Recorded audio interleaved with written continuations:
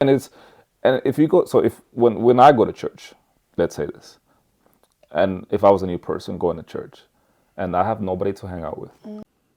And the tendency and the cultural training not to share as openly as. And on top of that, I unfortunately have some toxic masculinity traits that there are some things that people say or do rub off the wrong way. I've got some suggestion of how we can improve the situation. Okay, what is some of your solutions? And one is, I remember for me personally, let me just give an illustration. For me, I wasn't a singer, I'm not a teacher, and I asked myself, how do I fit in within a church context? What will keep me staying?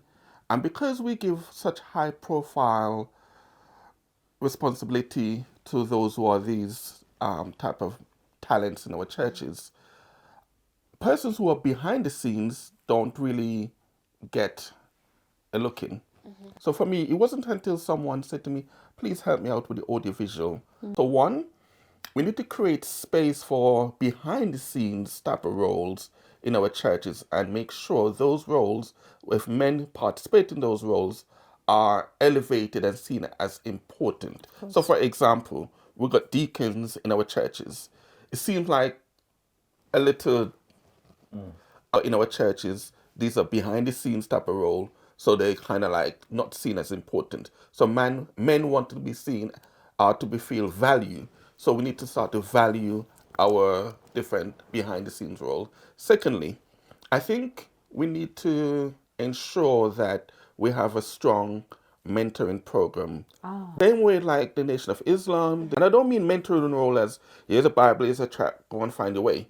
Hold your hands and go through the process with them. Friendship. I think mentoring has been seen as this, I am the mentor, you're the mentee. No, it's friendship. It is friendship. And you're right. If I have a friend is, it's so important to people. Yeah, But if I see somebody that's is just there for, okay, so today we've read this chapter, and the next week you read the other chapter, and then we'll talk about it. I got one more suggestion, and this is probably a philosophy that I've been thinking about for many years.